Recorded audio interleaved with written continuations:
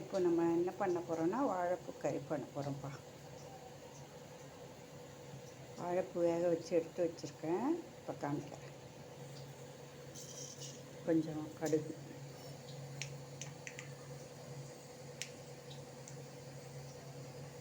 ரெண்டு வரமிளகாய் போட்டுருக்கேன்.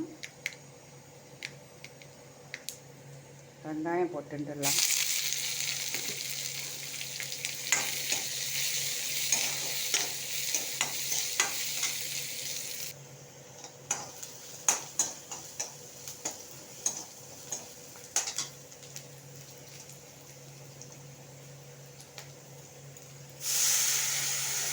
வாழைப்பூ போட்டுருக்கேன்.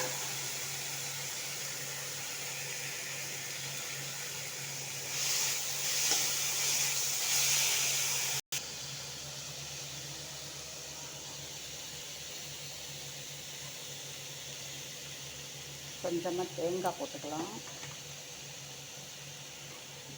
2 கருவேப்பிலை போட்டுக்கலாம். அப்புறம் மிளகா மல்லியெல்லாம் போட்டு கறி பொடி பொடிச்சு வச்சிருந்தேன் இல்லையா பொரியலுக்கு, அந்த பொடி கொஞ்சம் போட்டுக்கலாம்.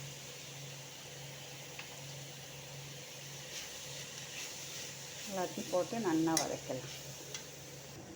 வாழைப்பூ பொரியல் ரெடி.